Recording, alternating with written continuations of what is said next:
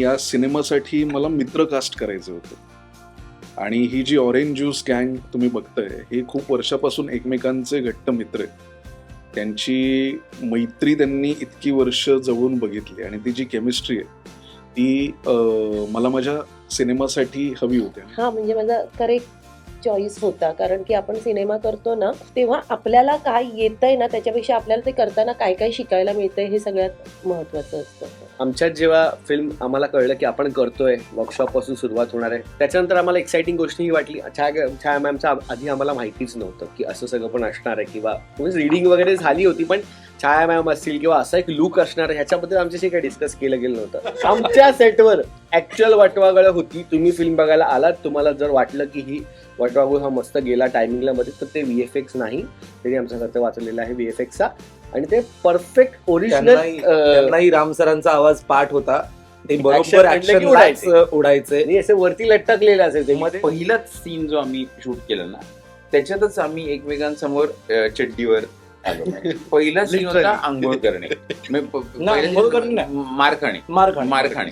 उघडे होतो आणि बॉक्सरवर होतो आम्ही. हा, चड्ड्यावरून आता इतकं हे झालं नंतर, इतकं समोर आल्यानंतर ती लाज पीड सगळी अशी गळून पडली.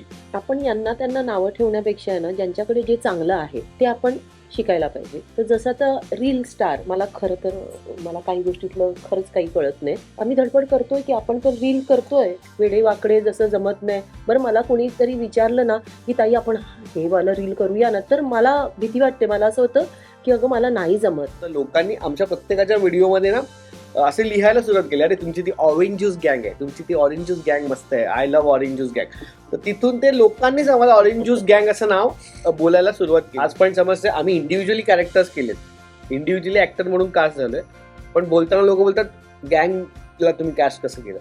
ही मला असं वाटतं की सगळ्यात मोठी आमची विन आहे ॲज अ मित्र. नमस्कार, लोकसत्ता ऑनलाईनच्या डिजिटल अड्डामध्ये तुम्हा सर्वांचं खूप मनापासून स्वागत आहे. भूतम भयम एक हॉरर कॉमेडी सिनेमा. खरं तर खूप दिवसांनी असा काहीतरी वेगळ्या जॉनरचा सिनेमा आमच्या भेटीला येतोय. सरांपासून आपण सुरुवात करूया. सर, मुळात या सगळ्या कलाकारांची भट्टी जमवणं हे तुमच्यासाठी किती कठीण होतं, कारण की ह्यांच्या डेट्स वगैरे सगळं मॅनेज करणं, त्याच्यामध्ये छायाताईंची एंट्री. तर नाईस, व्हेरी नाईस क्वेश्चन. आम्ही फ्रीच होतो. मी फ्रीज असतो नेहमी. हा प्रश्न असा एक विचारायचा की यांना सगळ्यांना घेऊन सिनेमा करावा असा का वाटलं की कथानक लिहिलं तेव्हाच तुमचं ठरलेलं की ऑरेंज ज्यूस गँग इन होणारच आहे?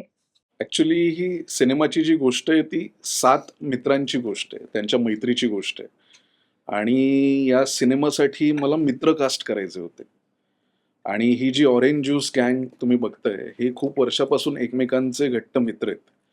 त्यांची मैत्री त्यांनी इतकी वर्ष जवळून बघितली आणि ती जी केमिस्ट्री आहे ती मला माझ्या सिनेमासाठी हवी होती. आणि जी ज्या पद्धतीनं ट्रान्सलेट झाली त्यानं सिनेमा खूप इंटरेस्टिंग एक इमोशन तयार करतोय. सो त्यासाठी ह्यांचं कास्टिंग झालं. छाया मॅम, खरं तर आता सगळीकडे माहितीये की तुमचा लुक एकदम हॉरर आहे सिनेमात. त्याही पेक्षा प्रोस्थेटिक मेकअप, ती 3 तासांची मेहनत. जेव्हा जठाई तुमच्याकडे आली तेव्हा तुमची प्रतिक्रिया काय होती? खरं तर ना मी त्या इंटरव्ह्यूमध्ये सांगितलं 3.5 तास, पण आमचा फर्स्ट लुक जेव्हा मी ट्राय करत होतो तेव्हा 7-8 तास गेले होते. पण वेळ कसं गेला कळलं नाही. कळलं नाही, म्हणजे मला कळलं. येस, जटाई माझ्याकडे आली तर मी खरं सांगू, मी त्या लुकच्या प्रेमात पडूनच पहिलं हा म्हटलं होतं. आणि दुसरं माझ्यासाठी रामचंद्र खूप महत्त्वाचा होता की म्हणजे त्याचा हा पहिला सिनेमा, आणि रुईयामध्ये त्याच्या एकांकिका आणि त्याच्या कामाबद्दल मी खूप ऐकलं होतं, खूप कॉमन फ्रेंड होते. सो त्याचा तो पहिला फोन आला. आणि दुसरं एक कनेक्शन होतं आमच्यात, आम्ही दोघंही कोकणातले आहोत. सो आणि मग गोष्ट माझ्यासाठी, माझी भूमिका आणि गोष्ट हे माझ्यासाठी सगळ्यात महत्त्वाचं होतं. तर ते खूप छान जुळून आलं होतं, कारण आतापर्यंत मी अशीही दिसू शकते हे मला कधी वाटलं नव्हतं. आणि मग त्याच्यानंतर मग ह्या मुलांची नावं आली सगळ्यांची. आधी मला खूप काही माहीत नव्हतं ह्यांच्याबद्दल, पण मग या निमित्ताने यांच्याबद्दल एक एक माहिती मिळत गेली आणि मला स्वतःला आता खूप म्हणजे मी स्वतः खूप उत्सुक आहे ग यांचं काम बघायला. हे जेवढे फेमस आहेत हे आता तुमच्याकडे बघून पण मला लक्षात येतंय कारण की ऑरेंज ज्यूसला का कास्ट केलं गेलं किंवा ही मुलंच का कारण यातच सगळं येतंय की हे सगळ्यांचं तर लक्ष त्यांच्याकडे आहे. पण मला हे सांगायला खूप आवडेल जेवढं मी आता त्यांना ऐकते आणि मी बघतेय की या सगळ्यांना तसं ना थिएटरचं बॅकग्राऊंड आहे जसं शुभमने केलंय आधी किंवा नील जे जेचा स्टुडंट आहे आणि आता मी त्यांच्यावर गप्पा पुष्करबद्दल काय बोलायचं आम्ही आधीपासून काम बघतोय एकमेकांचं आणि एकत्र छोटे छोटे केलंय हॅलो वगैरे आपण Absolute. हा बुधिया सिंग. बुधिया सिंग हो सो त्यांना एक थिएटरचं बॅकग्राऊंड आहे आणि ज्यांना नाहीये त्यांनी त्याच्यावर वर्कशॉप वगैरे केलंय ग प्रॉपर त्याच्यावर खूप काम केलंय. सो आणि मी आता जे ट्रेलरमध्ये बघते तर मला स्वतःला असं होतं की मला बघायचंय यांचं काम. तर ह्या सगळ्या गोष्टी अशा छान जुळून आल्या म्हणून मी हा सिनेमा करते आणि सिनेमा मी करते वगैरे नाही मला कुठलाही चांगला सिनेमा आला की एक असतं ना की कलाकारासाठी त्याला विचारणं हे पण खूप मोठी गोष्ट आहे. सो येस हे सगळं जुळून आलं आणि आता असं वाटतंय की हा म्हणजे माझा करेक्ट चॉईस होता कारण की आपण सिनेमा करतो ना तेव्हा आपल्याला काय येतंय ना त्याच्यापेक्षा आपल्याला ते करताना काय काय शिकायला मिळतंय हे सगळ्यात महत्वाचं असतं. तर येस सगळं जुळून आलं याच्यात. तुम्हा सगळ्यांसाठीच प्रश्न आहे. खरं तर आम्ही तुम्हाला रील्समध्ये बघितलं, पण तेच रील्सची फ्रेम म्हणजे 3 तासांचा एक सिनेमा बनवायचं, हा अनुभव कसा होता? जसं तुमच्या सगळ्यांचेच पालक ट्रेलर लॉन्चला बोलले, की त्यांच्यासाठी ही खरं तर ड्रीम कम ट्रू अशी मूव्हमेंट होती. पण तुमच्यासाठी जेव्हा सिनेमाच्या तुमच्या कास्टिंगसाठी किंवा सरांनी तुम्हाला विचारलं, त्यावेळी तुमचा अनुभव कसा होता? म्हणजे ऑरेंज ज्यूस गँग म्हणून आम्ही रील्सवरती जसे अनेक वर्ष काम करतोय असं प्रत्येकालाच वाटतं की आम्ही असे खूप आधी एकदा आमच्यामध्ये डिस्कशन झालेलं की अरे कुणाच्या तरी डोक्यात अशी आयडिया येईल ना रे की जे आपल्या सगळ्यांना घेऊन एक फिल्म किंवा ॲटलिस्ट एक वेब काहीतरी लॉंग फॉर्मॅटमध्ये म्हणजे कोणाच्या तरी डोक्यात येईलच ना म्हणजे कारण खूप लोक आम्हाला वारंवार अजूनही बोलतात आणि तुमची ती गँग म्हणजे एकट्याला जरी भेटला म्हणजे समजा सिद्धांतला कोण भेटलं तर तो हे नक्की बोलणार की तुझी गँग भारी आहे तुमचं सगळ्यांचं बघतो व्हिडिओ चांगले असतात एकत्र तुमचे व्हिडिओ सो ते एक माहिती होतं आधीपासून की लोकांना इंडिव्हिज्युअली आम्ही करतोय ते तर आवडतंच पण एक ग्रुप गँग म्हणून पण खूप आवडतं ते बघायला खूप आवडतं तर ते त्या प्रेमामुळेच खरं तर आम्ही ती गँग म्हणून असं एस्टॅब्लिश झालं आणि मग ते पुढे कंटिन्यू झालं ते असं आम्ही खूप बोलायचो की अरे कोणतरी करेलच ना कोणतरी करेलच ना आणि मग एकदा करण बोलला की असं असं एकांनी मला विचारलंय आपल्याला मीटिंगला बोलवलंय तर आम्ही बोललो चला जाऊया पण असे अनेक लोकांनी आम्हाला मीटिंगला बोलवलंय आणि आम्ही अनेक वेळेला जाऊन आलेलो आहे त्याच्यापैकी ते होतं की हा ठीक आहे जाऊया आणि कसं असतं आम्ही राहतो ठाण्यात तिथून अंधीरला जायचं म्हणजे दिवस घालवायचा एक तो डिसिजन आहे की आज हा वेळ आपण देऊया जो वाया जाऊही शकतो मग तसं म्हटलं ठीक आहे चल जाऊया आणि ज्यांच्याकडनं आलेलं ते खूप ट्रस्टेड आणि आमच्या ओळखीचे व्यक्ती होते त्यामुळे की नाही चल जाऊया कारण तसं करून आम्ही राम सरने आम्हाला इंडिव्हिज्युअल मिटिंगला आधी बोलवलेले एक एक करून आम्ही एका मागोमाग एक म्हणजे बाहेर बसलेलो वगैरे मग सिद्धांत जाऊन आला मग मी आत गेलो असं मग त्यांनी आमचे इंटरव्ह्यू घेतली प्रॉपर पॉडकास्ट घेतला काय केलंयस कुठून आलायस काय काय केलंयस होतो पहिले 4 मीटिंग हा तेव्हा ह्याचा वेगळा प्रोजेक्ट चालू होता सिद्धांत आमच्यात थोडासा मोठा एक स्टार आहे म्हणून गॉगल घालून बस तर मग ते झाल्यानंतर पण आम्हाला माहित नव्हतं की हे होणार आहे कारण ते इंटरव्ह्यू फक्त ओळख झाली ना की काय कसं काय वगैरे नंतर मग त्यांचा आलं की आम्ही आपण करतोय हा प्रोजेक्ट तर आपण वर्कशॉप करूया तर आमच्यासाठी हे नवीन होतं की अरे वर्कशॉप करूया मग आम्ही सिरियस डिरेक्टर आहे वर्कशॉप वगैरे म्हणतोय एकतर खूप सिरियस आणि अभ्यासू डिरेक्टर आहे किंवा आपल्यावर काहीच विश्वास नाही म्हणून वर्कशॉप मध्ये जरा शिकवूया आणि मग असं काय बोला जे पण असेल आपण सामोरं तर जाऊया पण आमच्यासाठी जे बिस्किट आलेत ते खूपच छान आहेत थंड पाणी सिद्धांतसाठी आलंय अज्युम येस आणि चहा तर पुष्कळसाठी ऑफकोर्स आणि सांडला होता म्हणून नाहीतर मी नको म्हणतो. इथूनच दिलं असतात नॉन स्किपेबल ऍड आली होती चालू तर आम्ही आमच्यात जेव्हा फिल्म आम्हाला कळलं की आपण करतोय, वर्कशॉप पासून सुरुवात होणार आहे, त्याच्यानंतर आम्हाला एक्साइटिंग गोष्ट ही वाटली. छाया मॅमचं आधी आम्हाला माहितीच नव्हतं की असं सगळं पण असणार आहे, किंवा रीडिंग वगैरे झाली होती, पण छाया मॅम असतील किंवा असा एक लुक असणार आहे ह्याच्याबद्दल आमच्याशी काही डिस्कस केलं गेलं नव्हतं. तेवढं आम्हाला इम्पॉर्टंट नाही मानलं जायचं. नंतर हळूहळू आमचं काम ते समजले की नाही चांगले कलाकार आहेत, त्यांना आपण सगळं सांगूया. मग प्रमोशनच्या वेळेला तेव्हा आमच्या सोशल मीडियाच्या प्रमाणे आम्हाला खूपच महत्व मिळालं. पण एक्झॅक्टली मजा येते. तर आम्हाला एक्साइटिंग गोष्ट तेव्हा वाटली जेव्हा पुष्कराज ऑनबोर्ड आला, मनमीत ऑनबोर्ड आला, आणि हे आमचे आधीपासूनचे मित्र आहेत, इंडस्ट्री मधले थोडे मित्र. तसे ते दोघं आमच्या संबंध वयीन, म्हणजे हा नाही आहे बट सेम वयाचे, मनमीत असं. तर ते एक्साइटिंग झालं की अरे आपल्यामध्ये अजून 2 लोक ऍड होत आहेत, तर आता मजा येईल असं. आणि तिथून ती सगळी जर्नी सुरू झाली, आणि आम्ही आमच्यात डिस्कशन झालं की जे पण आहे ना, आपण या फिल्मसाठी सगळं करूया, सगळं झोकून देऊया. आपली पहिली फिल्म आहे, आपले हे स्वप्न, म्हणजे असं बघितलं होतं की हे करायचंच आहे, असं ठरलं नव्हतं, पण कधीतरी आपण एक जस्ट बोलून जातो ना, असं झालं तर मजा येईल. तसं हे बघितलेलं स्वप्न आहे. तर आपल्याला जे प्रत्येकाला करावं लागेल त्या सगळ्या गोष्टी या करूया, स्टार्टिंग फ्रॉम द वर्कशॉप.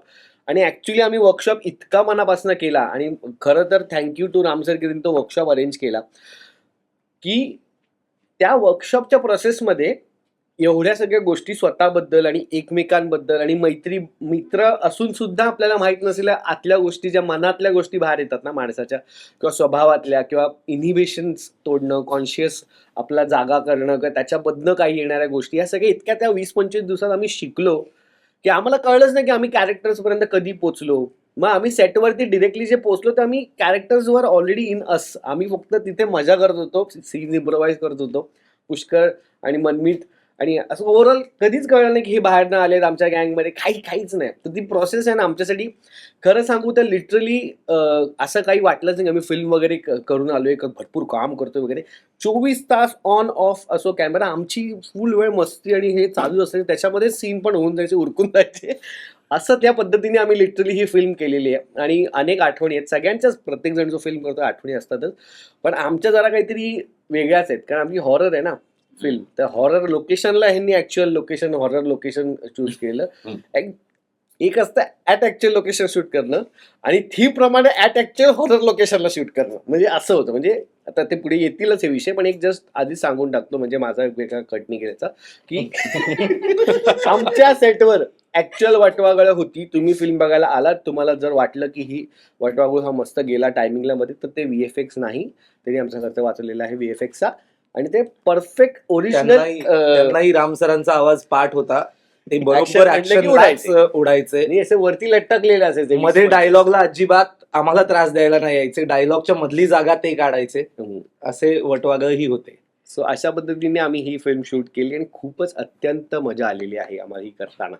संपला इंटरव्ह्यू. सांगितलं आता तुमचं असं होतंय ना की अरे आता काय विचारायचं. त्याचे चेहरे बघ ना, असं की ऐकत राहा असं वाटतंय ना. विचार कर किती धमाल गेली असेल यांनी. पुष्कराज सर, तुमचा एक्सपिरियन्स कसा होता यांच्याबरोबर काम करण्याचा? अं,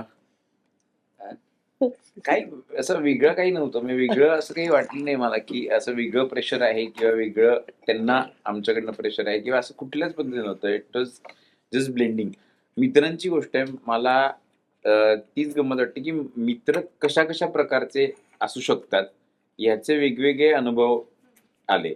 राम सरांनी जे मित्र लिहिले होते, म्हणजे एकत्र आंघोळ करणारे, गरिबीत जाणार, मी हे सतत उल्लेख करतो या गोष्टीचा, कारण अशी मैत्री मी कधी बघितली नाही किंवा अनुभवलेली नाहीये. थँकफुली माझ्या नशिबात तसं काही झालेलं नाही की आपल्याला 1 तास पाणी आणि त्याच्यात पटकन आंघोळ करून घ्यायचे, किंवा अर्धा तास पाणी आणि आंघोळ करून घ्यायचं, आणि गरिबी इतकी आहे की एकच साबण सगळ्यांना वापरायला लागतोय वगैरे, हे मला कधी अनुभवायला मिळालं नाही. तर मला कुठल्या कुठल्या प्रकारची मैत्री असू शकते हे कळलं. वर्कशॉपच्या दरम्यान या सगळ्यांना काय वाटतं, म्हणजे apart from the success they testing, त्यांनी एक 8-10 वर्ष किती मेहनत घेतली. म्हणजे आता नील आणि करणला मी बघितलं होतं पहिल्यापासून की ते काय काम करतात, किंवा एक व्हिडिओ शूट करायला नील आला होता आणि करण आला होता, आणि त्यांनी असं की दादा आपण एक पॉडकास्ट करायचं का वगैरे, असं पॉडकास्ट शब्दही लोकांना तेव्हा तेव्हा नव्हता माहिती. आता आता इंटरव्ह्यूजलाही पॉडकास्ट म्हणतात किंवा पॉडकास्ट इंटरव्ह्यूज काय म्हणजे आता नक्की पॉडकास्ट काय आहे, काय नक्की काय असतं हे काही कोणाला अजिबात माहित नसतं. आता सर्रास कशालाही पॉडकास्ट म्हणतात. हम्म. पण तेव्हा ही टर्म आली होती माझ्यासाठी पण ओ कुछ तो नया आहे काय काय आहे बाबा, ही पोरं काहीतरी नवीन करणार आहेत वगैरे.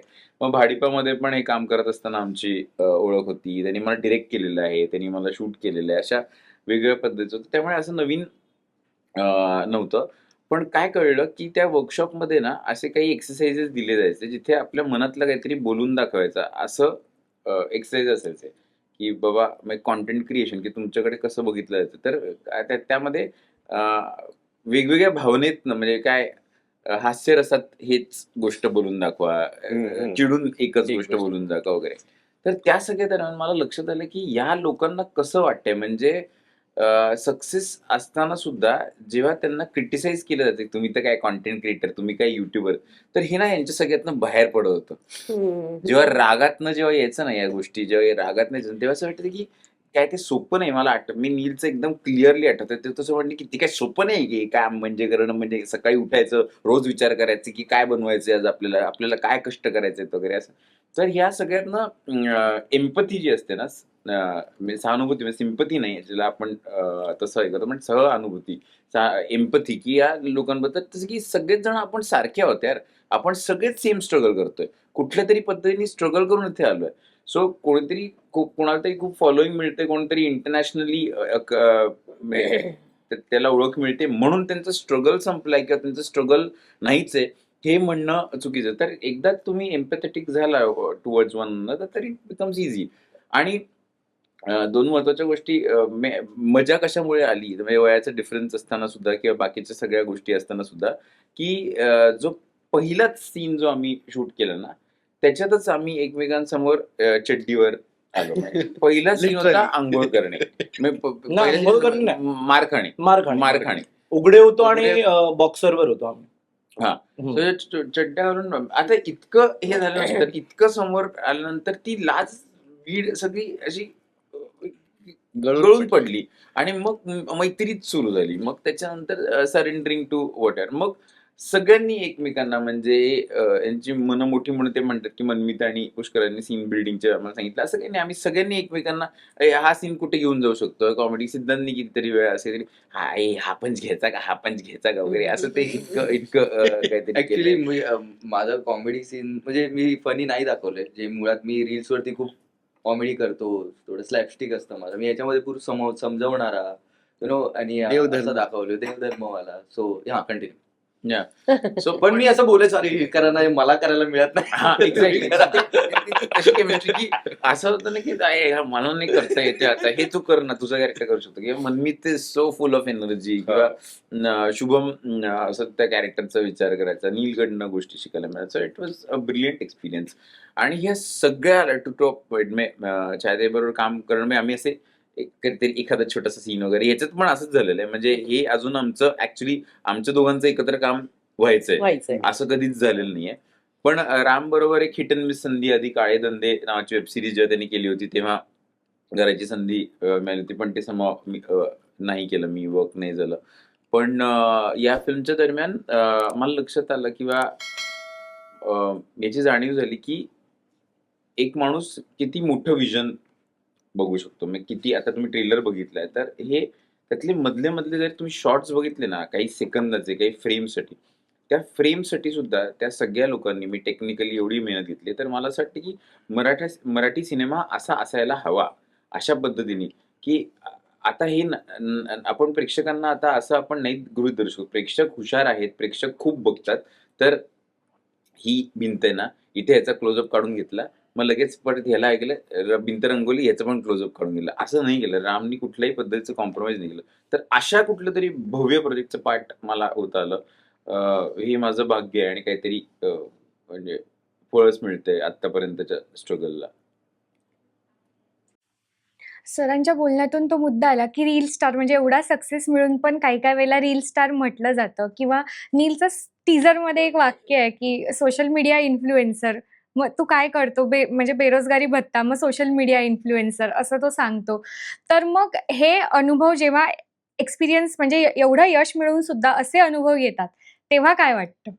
तेव्हा म्हणजे वाईट तर ऑफकोर्स वाटतं, कारण की पण मी त्या बाजूने पण विचार करतो, की आज आत्ताच मी छायाताईसोबत डिस्कस करतो, की आपल्याकडे कॉन्टेंट क्रिएशन किंवा ओव्हरऑल रील्स हा एक एंटरटेनमेंटचं माध्यम म्हणून बघितलं जातं.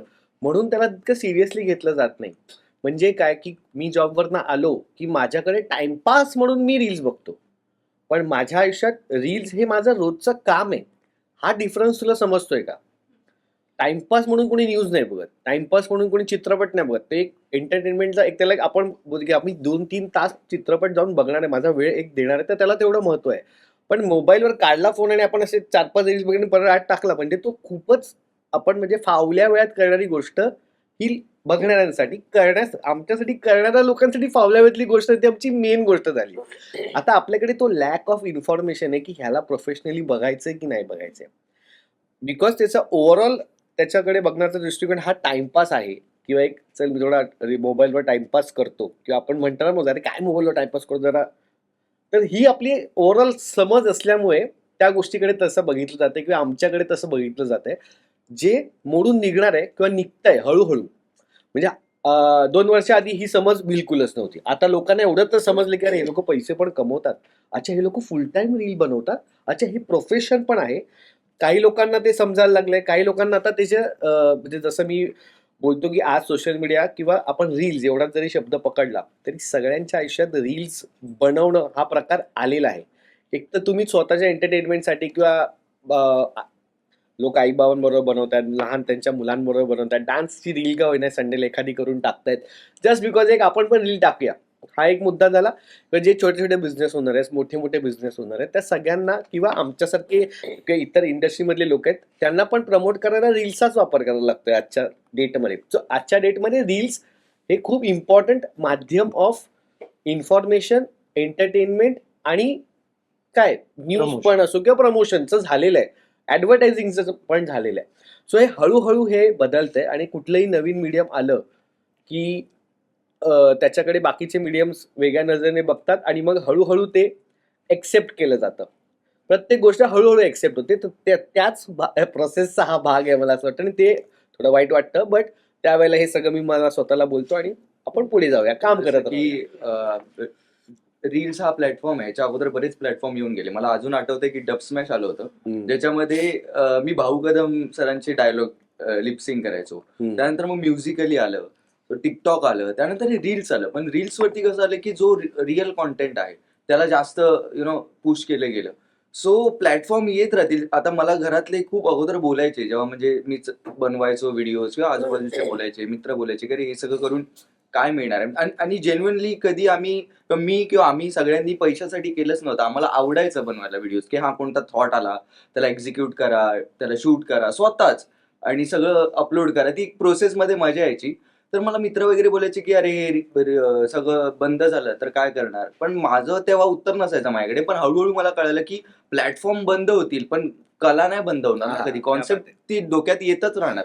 आज रील्स गेले तर उद्या दुसरा प्लॅटफॉर्म येईल, तिथे आपल्याला आपली कला एक्झिक्यूट करायची असं सगळं आहे. सो ह्याला पण काहीतरी बोलायचं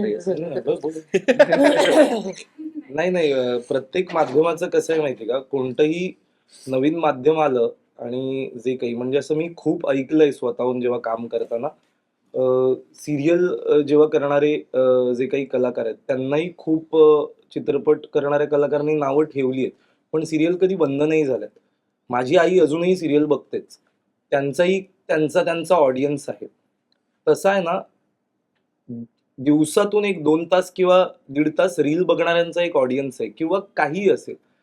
आणि माझं म्हणणं आहे की तो रील बघणारा ऑडियन्स आम्हा 5 जणांना बघून जर चित्रपटगृहात येत असेल तर त्याच्यापेक्षा जास्त चांगलं काय आहे. म्हणजे मला हवंय की मराठी सिनेमाच आपला मोठा होतोय, बस यापुढे काय हवंय अजून. मग तो ऑडियन्स ही येऊ देत. ऑलरेडी आपल्याकडे मराठी चित्रपट बघणारा खूप सारा ऑडियन्स आहे जो या 6 महिन्यात प्रूव्ह झालंय. ते क्रांतिज्योती विद्यालय पासून ते आत्ता देऊळबंद 2 पर्यंत आणि आत्ता जुलै महिना म्हणजे 7वा महिना येतोय ज्यात भूतम भयम येतोय. या 6 महिन्यातच आपण 2 100 कोटी सिनेमे केले, एक 40 कोटी, एक 20 कोटी असे सिनेमे चालू आहेत. आणि त्यात अजून ह्या रील्स जे बघणारे आहेत त्यांची जर भर आली आणि त्यांना चित्रपट आवडायला लागला तर मग हे आपल्यासाठीच एक विन आहे. म्हणून तू जे प्रश्न विचारलास नीलला, तुम्हाला वाईट वाटतं का? नाही वाटत, मला नाही वाटत, अजिबात वाईट नाही वाटत त्या बाबतीत. मला यामध्ये एक ऍड करायचं आहे फक्त, म्हणजे इथे जे सगळे कॉन्टेंट क्रिएटर बसलेत, म्हणजे यांचा कॉन्टेंट आपण ना एकदा बघितला पाहिजे. म्हणजे आज रील्स करणारे बरेच जण आहेत. म्हणजे जसे मराठीमध्ये खूप चांगल्या दर्जाचे सिनेमे होतात आणि दर्जाहीन सिनेमे पण होतात, त्याचं प्रमाण खूप आहे असं. सो तसं ह्या इंडस्ट्रीमध्ये पण चांगला कॉन्टेंट करणारे मेकर्स पण खूप आहेत आणि क्रिंज कॉन्टेंट करणारे मेकर्स पण खूप आहेत. तर हे जे कॉन्टेंट क्रिएटर आहे हे खूप हुशार आहेत. म्हणजे नीलला मी खूप माझ्या कॉलेज टाईमपासून फॉलो करतोय. सो एक फिल्म मेकर म्हणून मी जर नीलला फॉलो करत असेल तर त्याचा कॉन्टेंट माझ्यापर्यंत तितका पोचलाय म्हणून मी त्याला फॉलो करतोय. आणि यांचे सगळ्यांचे कॉन्टेंट जे ते आपण आत्तापर्यंत आपल्या फॅमिली ग्रुप्सवर बघितलेत फॉरवर्ड आलेले, आपण कोणाला तरी फॉरवर्ड केलेत. सो ह्यांनी क्वालिटी कॉन्टेंट डिलिव्हर केलंय. म्हणजे रील्सच्या माध्यमामध्ये मी आता बरंच बघतो, काही जण फक्त पावसाचं नाचतायत आणि काहीतरी गाणं टाकतायत आणि त्याला आपण कॉन्टेंट म्हणायचं. तर त्याला कॉन्टेंट नाही म्हणायचं. ह्यांचा कॉन्टेंट जो आहे ते एक स्क्रिप्ट लिहितात. मी यांची प्रोसेस जवळून बघितली या दरम्यान. यांची प्रोसेस इतकी प्रोफेशनल आहे. कुठलीही आयडिया त्यांच्या डोक्यात आल्यानंतर त्याचं प्रॉपर स्क्रिप्टिंग केलं जातं. त्यासाठी एक त्यांची टीम आहे. त्यानंतर त्याचं प्री प्रोडक्शन केलं जातं. त्यानंतर 2-3 कॅमेराजनी तो व्हिडिओ जो आहे तो प्रॉपर शूट केला जातो. त्याच्यासाठी कॉस्ट्युम केले जातात, त्याच्यासाठी मेकअप केला जातो. त्यानंतर त्याचं पोस्ट प्रोडक्शन केलं जातं आणि ही सगळी प्रोसेस ही सगळी लोक फॉलो करतायत म्हणून आज ही या ठिकाणी बसलेत आणि स्पेशल कॉन्टेंट क्रिएटर्स आहेत. आणि सो जसं चित्रपटांमध्ये पण असे सुमार चित्रपट करणारी काही मंडळी आहेत आणि तसं प्रत्येक इंडस्ट्रीमध्ये येते. म्हणजे आज प्रिंट मीडियामध्ये पण बरेच असे छोटे छोटे प्लॅटफॉर्म आहेत. म्हणजे हे सगळीकडे असणार आहेत. सो ह्यांना मला असं वाटत नाही की ह्यांचा कॉन्टेंट त्याच्यामध्ये मोडला जातो. एक मला बोलावंसं वाटलं की मला असं वाटतं की आपण यांना त्यांना नावं ठेवण्यापेक्षा आहे ना, ज्यांच्याकडे जे चांगलं आहे ते आपण शिकायला पाहिजे. तर जसं आता रील स्टार, मला खरं तर मला काही गोष्टीतलं खरंच काही कळत नाही. फक्त आता समज मी स्वतःला ॲक्ट्रेस म्हणवते, तर माझी पण आता थोडीशी धडपड चालू आहे ना की आपलं काम जास्त लोकांपर्यंत पोहोचावं. तर आम्ही धडपड करतोय की आपण पण रील करतोय, वेडे वाकडे जसं जमत नाही. बरं मला कोणीतरी विचारलं ना की ताई आपण हे वालं रील करूया ना, तर मला भीती वाटते. मला असं होतं की अगं मला नाही जमत. ते लिपसिंग करतात वगैरे ना, ते खूप कठीण आहे, नाही जमत. सो जर आम्ही ॲक्ट्रेस असून आम्ही रील करण्याचा प्रयत्न करतोय, तर यांना तुम्ही रील स्टार बोलता, तर त्यांना पण अभिनय करण्याचा ॲटलिस्ट ते प्रयत्न करू शकतात ना. आणि करायला पाहिजे. खूप सोपी गोष्ट नाहीये अगं ती. आता यांच्याबरोबर म्हणजे जेव्हा इंटरव्ह्यू पासून आम्ही एकत्र आता गप्पा मारतोय काय, तर मी जे काही ऐकते खूप मोठी गोष्ट आहे. म्हणजे विम्बल्डनला ह्यांना बोलवतायत यार. सचिन तेंडुलकर बरोबर म्हणजे मलाच आता ऐकून ऐकून असं वाटतंय की अरे म्हणजे ह्यांची वय काय आहेत आणि हे किती यांनी काम केलंय. तर मला वाटतं की बरं, आम्हाला आमचा सिनेमा पोहोचवण्यासाठी आम्ही सगळीकडे रील स्टार हेच प्रमोट करतायत ना. मग मला असं वाटतं की आपण एकमेकांचं काहीतरी जे आहे ना, जे माझ्यात नाही आणि यांच्यात आहे, तर मला मग हे शिकायला पाहिजे. आणि मग असंच तर एकमेकाचं काम आपण पुढे नेणार किंवा मराठी सिनेमासाठी काम करतोय, तर आपल्या सगळ्यांचा प्रयत्न हाच आहे ना की मराठी सिनेमा आपल्याला पुढेपर्यंत न्यायचा आहे. तुमची ऑरेंजस गँग म्हणून सुरुवात कशी झाली होती? तुमचं एकत्र येणं कशा पद्धतीचं होतं? Orange juice. मॅम सांगत होते. ऑरेंज ज्यूस आम्हाला तू ते कॉफी तिला- लागणार आहेस. ऑरेंजस गँग एकत्र म्हणजे एकदम क्विक सांगतो, थोडीशी मोठी स्टोरी. 2021 मध्ये माझे 100K फॉलोअर्स झालेले आणि मी असं ठरवलं की जेवढ्या आणि तेव्हा लॉकडाऊन असल्यामुळे ऑनलाईनच आम्ही एकमेकांना ओळखतो, कारण सिद्धांत त्याच्या कॉन्टेंट मी बघायचो, शुभमचा कॉन्टेंट बघायचो, सौरभ, करण आणि मी आधीपासून मित्र होतो. बाकी सगळे जे गँगमध्ये त्यांना मी ऑनलाईनच आम्ही भेटलोय, बघितलं त्यांचा कॉन्टेंट. तर मी असं ठरवलं की 2021 जानेवारी 21 ला माझे 100K फॉलोअर्स कम्प्लीट झालेले. तेव्हा मी ठरवलं की चला, जेवढ्या लोकांना मी ओळखतो मराठी क्रिएटर्स सगळ्यांना आपण बोलवूया आणि एक डान्स व्हिडिओ करूया, कारण तो लॉकडाऊन ओपन झालेला आहे. तुम्ही एकमेकांना मास्क घालून भेटू शकत होतात आणि बऱ्यापैकी सगळ्यात जरा शांत होतं.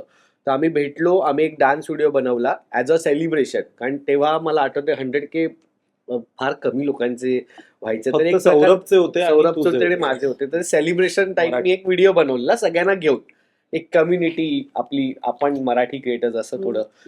तेव्हा आम्ही पहिल्यांदा समोरासमोर भेटलो. त्यानंतर मी शुभ एक व्हिडिओ करायचा आहे, येशील का? मग सिद्धांत येशील का? मग तो भांडुपला राहतो, घाटकोपरला राहतो, सौरभ मुलुंडला राहतो, करण आणि मी कळव्यात राहतो. तसं करत करत आम्हालाच नाही कळलं, पुढच्या 6 महिन्यात एकत्र खूप व्हिडिओज बनवले. त्याच वेळेला सौरभचा एक व्हिडिओ व्हायरल गेलेला की हाऊ नॉर्मल पीपल वेकअप आणि how rich people wake up. Rich people जेव्हा उठतात तर कोणतरी येतो, सर ऑरेंज ज्यूस, कोणतरी सिरियल वगैरे मध्ये जसं दाखवतात की ऑरेंज ज्यूस पिऊनच घराच्या बाहेर पडतात, एक सिप पितात, तो बाथरूम घालून आहे, ऑरेंज ज्यूस येतो. ऑरेंज ज्यूस असं म्हणतो, पीत कधीच नाहीत. पीत नाही, फक्त फक्त एक sip घेऊन ठेवतात. ब्रेकफास्टच्या टेबलवर दिसतो असं. त्यांनी त्याच्यावर रील बनवून तो रील खूप व्हायरल गेलेला आणि सौरभचे फॉलोअर्स पण जास्त होते आणि आम्ही सगळे एकमेकांच्या व्हिडिओमध्ये खूप दिसायचो. तर लोकांनी आमच्या प्रत्येकाच्या व्हिडिओमध्ये ना असे लिहायला सुरुवात केली, अरे तुमची ती ऑरेंज ज्यूस गँग आहे, तुमची ती ऑरेंज ज्यूस गँग मस्त आहे, आय लव्ह ऑरेंज ज्यूस गँग. तर तिथून ते लोकांनीच आम्हाला ऑरेंज ज्यूस गँग असं नाव बोलायला सुरुवात केली. आणि मग आम्ही 6 जण, आमच्याकडे अजून एक जण आहे, आम्ही 5 जण चित्रपटात आहोत, पण श्रवण करून अजून एक जण आहे जो आमच्या सोबतच आहे, सौरभचा लहानपणीचा मित्र. तर तो पण कॉन्टेंट ऑरेंज बनवतो. ज्यूसची साल आहे ती. तर तशी ती गँग आमची तयार झाली, जी लोकांनीच तयार केली, आम्ही कधीच ठरवलं नव्हतं. आणि आजही आम्ही गँग म्हणून काम नाही करत, आम्ही इंडिव्हिज्युअलीच काम करतो, पण ओळखले आम्ही गँग म्हणून जातो. तर ही त्याच्या मागची आयडियोलॉजी आहे. आणि हे इव्हेंच्युअली आम्हाला कळलं की आपण आपलं काम छान करत राहिलो तर गँगचं नाव मोठं होईल. आज पण समजते, आम्ही इंडिव्हिज्युअली कॅरेक्टर्स केलेत, इंडिव्हिज्युअली ऍक्टर म्हणून कास्ट झालोय, पण बोलताना लोक बोलतात गँगला तुम्ही कास्ट कसं केलं. ही मला असं वाटतं की सगळ्यात मोठी आमची विन आहे ॲज अ मित्र, की त्या गोष्टीसाठी कधी काम नाही केलं. ते गँग म्हणून असं आम्ही एकत्र व्हिडिओ केलेत, फक्त ते कोलॅबरेशन्स होते, पण ते तसं स्वरूपातच पुढे आले. आणि तसंच मे बी देवाने ठरवलं असेल की तुम्हाला असंच मी एकत्र सगळ्या गोष्टी करायला घेऊन जाईल. तर त्या पद्धतीचं, अशा पद्धतीने बेसिकली गँग नाव पण असं ठरलं आणि गँग पण अशी तयार. लोक बोलताना पण त्याच ऍक्सेंट मध्ये बोलतात. हो, हो, हो, ऑरेंज हो. ज्यूस घे. बरोबर. तुम्ही सगळे जरी एंटरटेनमेंट म्हणून सोशल मीडियाकडे पाहत असला तरी आता सोशल मीडिया इन्कम आणि फेम या दोन्ही दृष्टीने सोशल मीडियाकडे पाहिलं जातं. आणि आता रिसेंटली एका लहान मुलीचा व्हिडिओ खूप व्हायरल होतोय. मी नाव नाही घेणार, पण त्या लहान मुलीच्या रीलवर मीम्सही बनले, त्यानंतर मुलाखतही झाली, त्यानंतर वाद निर्माण झाला. तर मग अशा गोष्टींकडे तुम्ही कसे बघता? कारण तुम्ही जिथे आहात ते आय गेस सोशल मीडियाच्या चांगल्या बाजूमुळे, पण सोशल मीडियाची एक दुसरी बाजू सुद्धा आहे, ज्याबद्दल बोलणं और मे बी तुम्ही लोकांनी बोलणं जास्त बेटर राहील. तर याबद्दल तुमचं काय मत आहे?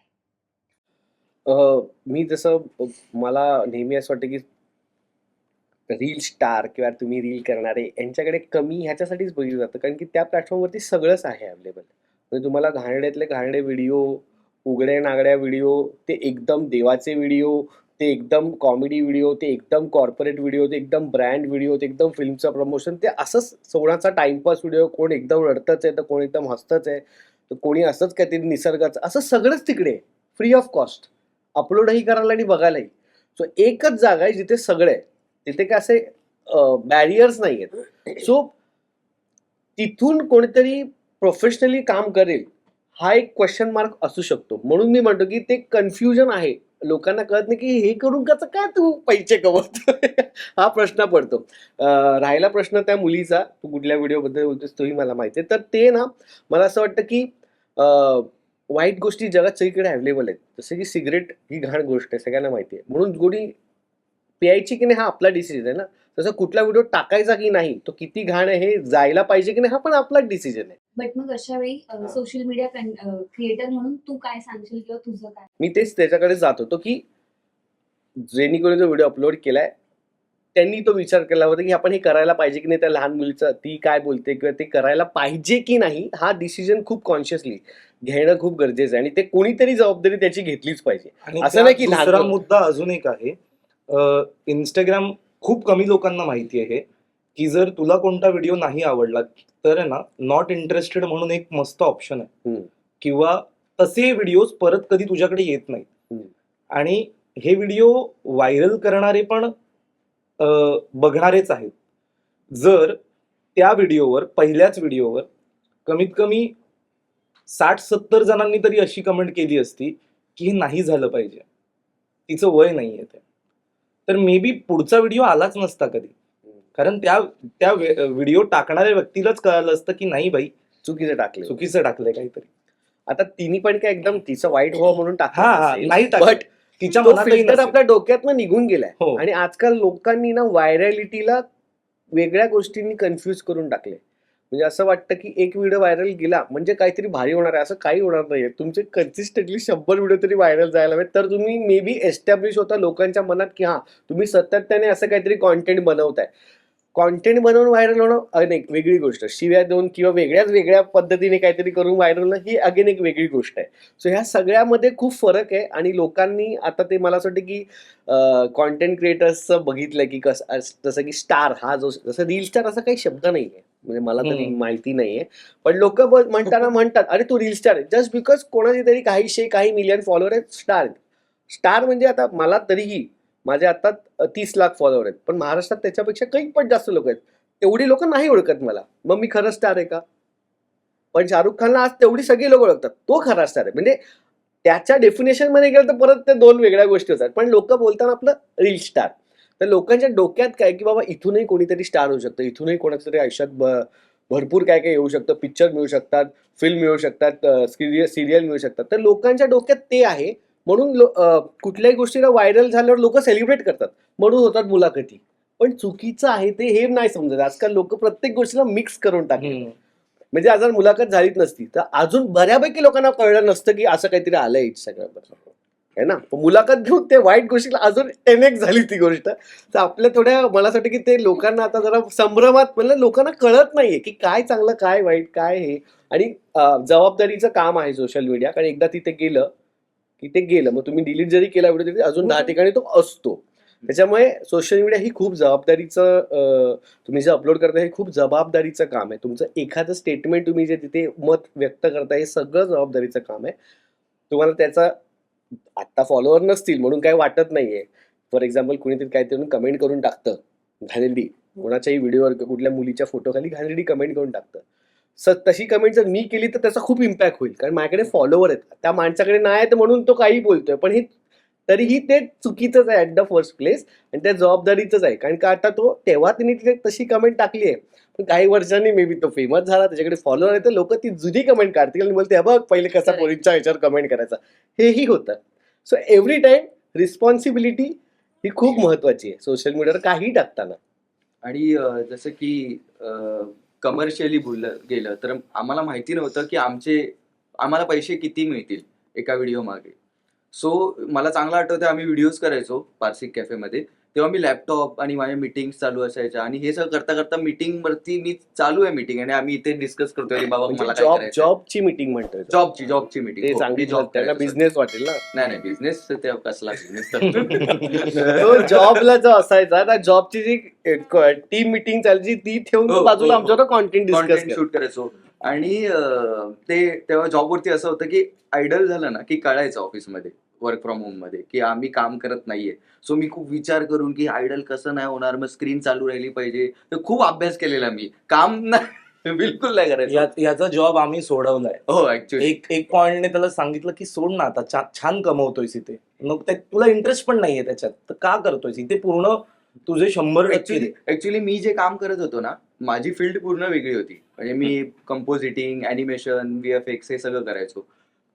तर मी जे काम करत होतो त्यावेळेला आहे ना, ते मला लकीली काम मिळालेलं जे होतं की कॉन्टेंट मॉडरेशन, की आपल्या फीडवरती म्हणजे एखाद्या टिकटॉक, मी दुबईचं टिकटॉक वगैरे असं या सगळ्या व्हिडिओज मॉडरेट करायचो, जेणेकरून म्हणजे कचरा साफ करायचो, आणि मला अशा व्हिडिओ बघायला मिळायच्या की त्याच्यावरती मी काय बोलूच नाही शकत, की व्हिडिओमध्ये बॅकग्राऊंडला काय काय दिसतंय तर त्याची एक वेगळी पॉलिसी असायची. सो त्या पॉलिसीजचा अभ्यास केलेला आहे मी, आणि तसा जॉब करत होतो की व्हिडिओमध्ये कोणत्या व्हिडिओ फीडवरती येणार, कोणत्या नाही येणार. तर त्याच्यामुळे मला जास्त फायदा झाला व्हिडिओज करताना, की मला कळालं की ओके, मी जर व्हिडिओ शूट करतोय तर मागे कुठचं पोलीस स्टेशन दिसतंय, मंदिर दिसतंय किंवा पोलीसवाला दिसतंय, कोणी दिसतंय, तर त्याची वेगवेगळी असं त्याचा एक पॅटर्न होता. सो ते मी शिकलो. आणि राहिली गोष्ट म्हणजे की हळूहळू कळालं की अच्छा, ह्याच्यात इतके पैसे मिळतात, जे आपण आपल्या आवडीसाठी करायचो, ज्याच्यातनं पैसे मिळतात, जसं तिचा प्रश्न होता. तर म्हणजे आत्ताची जी जनरेशन आहे, जे व्हिडिओज बनवत आहे, रील्स करतायत, तर त्यांचं म्हणणं हे असतं की अरे मला पण पैसे मिळतील, मला पण फेम पाहिजे. अरे फेम पाहिजे हे जेव्हा बोलतात, मला डोक्याची तार सनकते. तू फेम पाहिजे म्हणून नका कर, आवड म्हणून करा.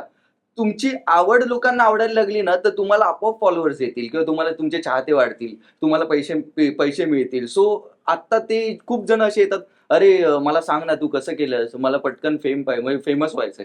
फेमस व्हायचंय हे चुकीचंच आहे. म्हणजे तू काहीतरी कर, मग तुझं काम तुला पुढे घेऊन जाईल. सो आणि जसं तो म्हणाला की काय टाकायचं आणि काय नाही, हे तर खूपच महत्वाचं आहे. हे कॉमन सेन्स आहे बस. हा, अजून कोणाला काय बोलायचं? कंटेंटचं आता तुम्ही जसं म्हणालात ना, तर जे अमुक एक प्रकारचं कंटेंट क्रिएशन आपलं असलं पाहिजे किंवा त्याचं स्वरूप काय असेल, हे तुम्हाला मुळात कसं सापडत गेलं? कारण प्रत्येकाची एक वेगळी एकच सेकंद, 24 जुलैला भूतंबयम हा मी आता तेच बोलत होतो. सो जस्ट 24 जुलैला भूतंबयम हा. हा चित्रपट थिएटर्स मध्ये येतो.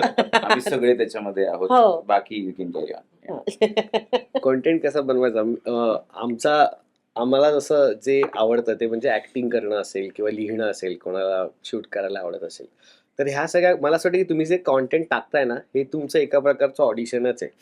एका प्रकारचं, अनलेस तुम्ही बिझनेस कॉन्टेंट टाकताय तो वेगळा प्रकार झाला. पण हे जे ऍक्टिंग रिलेटेड आणि एंटरटेनमेंट कॉन्टेंट जो आहे, ह्यातनं जर तुम्हाला ग्रो होऊन पुढे एखादी series as an actor establish व्हायचं तर ते तुमचं ऑडिशनच आहे एका प्रकारचं. तर ते मला असं वाटतं की आम्ही जे एवढे वर्ष काम केलं ते एका प्रकारचं ऑडिशनच आहे. आज सरांनी आम्हाला कास्ट करायच्या आधी आय एम प्रिटी शुअर आमचे सगळ्यांचे व्हिडिओ बघितले असतील जाऊन, की त्या कॅरेक्टरसाठी ते ॲप बसतंय का, है ना. तन्मयचं जे कॅरेक्टर आहे तर तसं रील एखादंही नाहीये. मी तसं नाही तसं सिद्धांनी काहीच काम केलेलं नाही कुठल्याच त्याच्या कॉन्टेंटमध्ये. पण तरीही त्यांना एक अंदाज आला असेल ना ऍक्टिंगचा, की ह्या माणसाचं या ॲज अन ऍक्टर पोटेन्शियल काय. सो मला असं वाटतं की कॉन्टेंट कसा करावा, मला असं वाटतं की तुमचं जो गोल आहे, ज्या म्हणजे मेन तर तुम्हाला माहित पाहिजे तुम्ही कॉन्टेंट का करताय. माझा बिझनेस वाढावा म्हणून मी कॉन्टेंट करतोय, माझे कपडे विकले जावे, मी जे स्टाईल करते ते त्याच्यासाठी कॉन्टेंट करताय, की मला ॲज अन ऍक्टर काम मिळावं म्हणून कॉन्टेंट, की मला फक्त फेमस व्हायचं आणि भरपूर पैसे कमवायचे. तुमचं इंटेन्शन क्लिअर पाहिजे. तर आमचं इंटेन्शन मला तरी नाही वाटतं की कॉन्टेंट बनवणं आणि त्याच्या मागचं the love for film making or acting or music or direction or editing or cinematography, ह्या कुठल्याही क्षेत्रातली म्हणजे ह्याच फिल्म मेकिंग क्षेत्रातली काही ना काहीतरी एक आवड प्रत्येकाची आहे. म्हणून त्याच्यामध्ये आम्ही उतरलो आणि ते पूर्णपणे मनापासून ती पॅशनेटली ती गोष्ट. जसं की करणला फिल्म्स बघायला खूप आवडतात. तर तुम्ही त्याच्या रील बघायला, त्याच्या रीलमध्ये तुम्हाला नेहमी एक सिनेमा, एक ग्रँजर, एक स्लो मोशन आणि मी शॉर्ट्स कसे लावतोय, कसं त्याचं कटिंग होते, अँगल काय, ह्याचा नेहमी विचार केला जातो. तर हे सगळं आमचं काइंड ऑफ ऑडिशनच आहे एका प्रकारे, त्या लेवलचं काम आमचं दाखवायला. पण ज्याच्यामुळेच मलाही वाटतं की त्याचं रिझनच एवढी वर्ष जे आम्ही दाखवायला सातत्याने चांगलं करत राहायचं रिझनच की आमचं आज कास्टिंग झालं भूतंबयममध्ये. नाहीतर काही म्हणजे दुसरं कारण मला नाही वाटत. याला भर म्हणजे एवढंच सांगेन, मला कॉन्टेंट क्रिएटर बनायचंही नव्हतं. थँक्स टू दीज गाईज, ज्यांच्यामुळे कळलं मला की ह्यात बिझनेस करू शकतो आपण, म्हणजे पैसे आहेत. कारण नीललाच पहिला ब्रँड आमच्यात सगळ्यात आलेला आणि नीलचं ब्रँडचे पैसे मी ऐकले आणि मी बोललो हे काय एवढे मिळतात. मला पहिला ब्रँड मिळालेला ना, तेव्हा मी सदम्यात होतो दिवसभर. लीड आहे म्हणून असं. अच्छा. त्याच्यामुळे मला कळलं की अच्छा, दिस इज द बिझनेस जो सिरियसली करू शकतो आपण. आणि तेव्हा कामं नव्हती कोविडमुळे, आणि मग ठरवलं की कोविडमुळे कामं नाही आहेत तर आपणच कॉन्टेंट क्रिएट करूया आणि आपली कामं क्रिएट करूया. त्या थ्रू कामं निर्माण झाली आणि मे बी आपल्याला कोणीतरी बघेल 1.5 मिनिटाचं काम आवडेल आणि विचारेल की ऑडिशनला ये, त्यामुळे काम करायला घेतलं. That was the thing. म्हणून असं काही विचार करून कॉन्टेंट बदलत चाललाय बस. आणि आता हाच कॉन्टेंट संपवायचा आहे मला तरी. आणि 24 जुलैला जी फिल्म येते त्या फिल्म नंतर मग असं राम सरांसारखे अजून डिरेक्टर्स येतील आणि आम्हाला सगळ्यांना विचारतील की ऐका ना, या फिल्मचं ऑडिशन देता का तुम्ही, बघा वाटतंय तुम्ही इथे चांगलं कराल, मग अजून ऑडिशन देऊन अजून पण फिल्म्स करायच्या आहेत, अशी इच्छा माझी तरी आहे. सगळे आमची पण. ह्याची पण आहे. आमचं पहिल्याच याच्यासाठी म्हणजे हॉरर मूव्ही करायचा असं ठरवलं होतं का? आणि दुसरं विनोदी भयपट याच प्रकारातला चित्रपट आहे का हा? फक्तच हॉरर कॉमेडी नाही आहे सिनेमात. मैत्रीची गोष्ट आहे ती, आई आणि मुलाची पण गोष्ट आहे ती, एका गावाची गोष्ट आहे, स्वप्नांची गोष्ट आहे, असं बरंच काही या सिनेमामध्ये. सो म्हणजे सिनेमाच्या गोष्टीबद्दल ताईने सांगितलं की ह्यामध्ये वेगवेगळे इमोशन आहेत, वेगवेगळे डायनॅमिक्स आहेत. आणि हॉरर सिनेमा म्हणजे हॉरर कॉमेडी जॉनर जेव्हा आपण एक्सप्लोर करतो, हा जॉनर खूप चॅलेंजिंग आहे फिल्म मेकर म्हणून. म्हणजे ह्या सगळ्या जॉनरामध्ये तुम्हाला एक वर्ल्ड बिल्डिंग करावं लागतं आणि त्या पद्धतीनं ते जग जे आहे ते भूतम भयममध्ये तयार केलंय. आणि हे जग उभं करण्यासाठी म्हणजे जठाईचं छायाताईने जे कॅरेक्टर प्ले केलंय त्या जगाला तयार करण्यासाठी म्हणजे बऱ्याच लोकांनी बरेच महिने मेहनत घेतली. त्याचे प्रॉस्थेटिक्स असतील, त्यानंतर त्याचं प्रोडक्शन डिझाईन असेल, मोठमोठे सेट उभे केलेत. आणि या बऱ्याच सगळ्या युनिक गोष्टी ज्या आहेत त्या एक्सप्लोर करायच्या होत्या. ही गोष्ट जी आहे ती एका दंतकथेच्या जगातून येते आणि ते जग जे आहे ते आपल्या ओळखीचं नाहीये, ते आपण तसं बघितलेलं नाहीये. बऱ्याच गोष्टी नवीन होत्या. नव्याने त्याची निर्मिती करणं गरजेचं होतं. सो त्या निर्मितीसाठी भूतम भयममध्ये प्रॉस्थेटिकचा ज्या पद्धतीनं वापर केलेला आहे, फक्त छायाताई बाबत नाही म्हणत आहे मी, वेगवेगळी पात्र जी आहे जी त्या दंतकथेच्या जगातून येतात त्यांचा लुक ज्या पद्धतीनं डिझाईन केलेला आहे, त्यांच्यावर प्रॉस्थेटिक्ससाठी ज्या पद्धतीनं मेहनत घेतलेली आहे, आणि ह्यामुळे हा एक युनिक एक्सपिरियन्स क्रिएट झालाय. प्रोडक्शन डिझाईन म्हणजे आम्ही असे लोकेशन्स निवडले म्हणजे जे याआधी मराठी सिनेमामध्ये बघितले गेलेले नाही आहेत.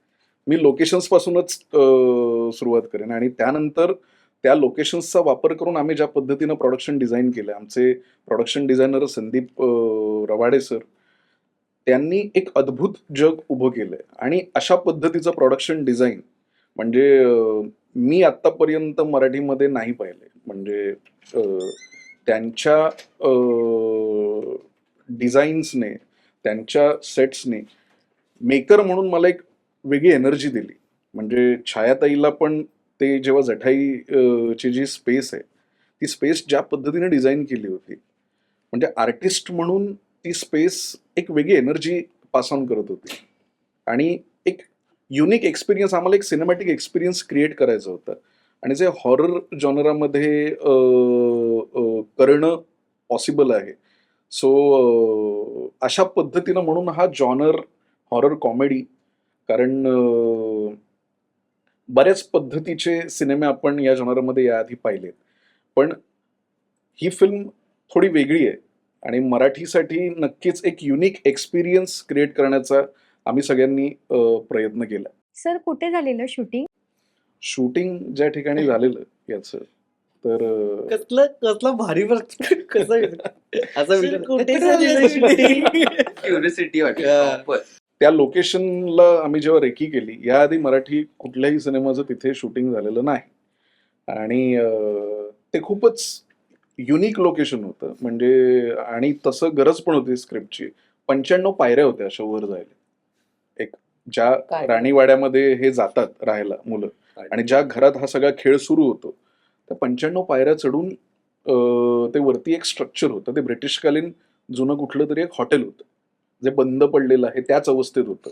म्हणजे एकदा ब्रिटिश तिकडून निघाले की त्याच्यानंतर गावातले पण वर गेले नव्हते. सो अशा ठिकाणी आम्ही ते लोकेशन बघितलं. तिथे गेल्यानंतर आम्ही दिवसा जायचो रेकी करायला. सो रात्रीचं काही माहित नाही हे काय असेल, कसं असेल.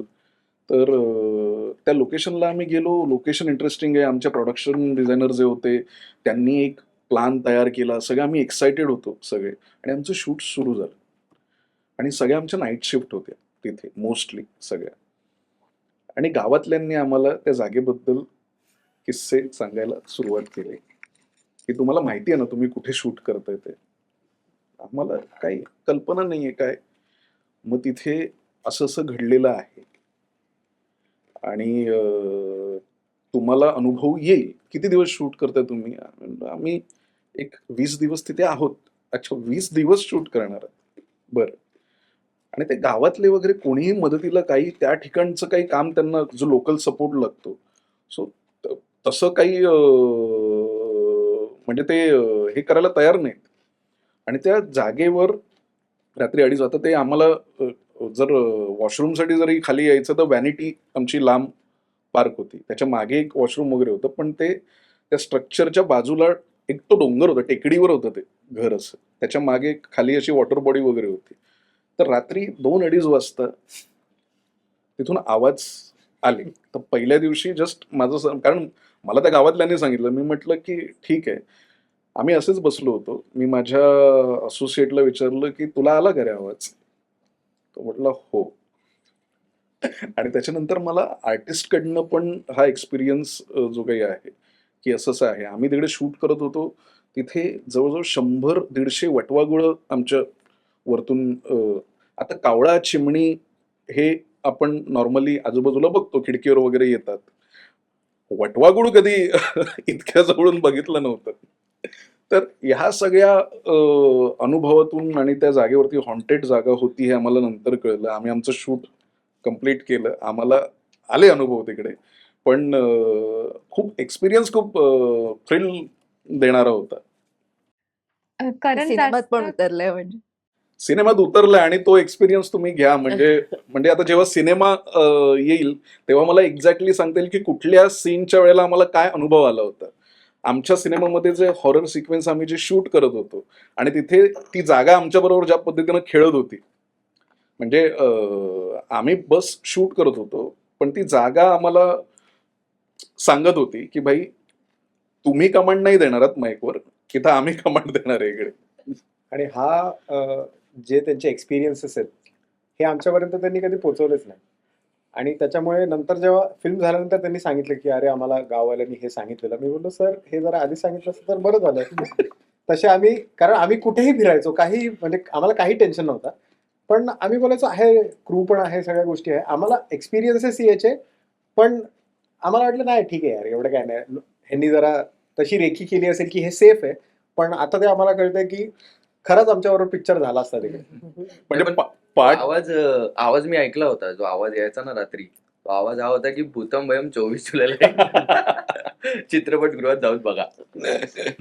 करण जास्त हॉरर काय होतं, बिग बॉसचं घर की भूतम भयमचा? त्याच प्रश्नासाठी मी आलो इकडे.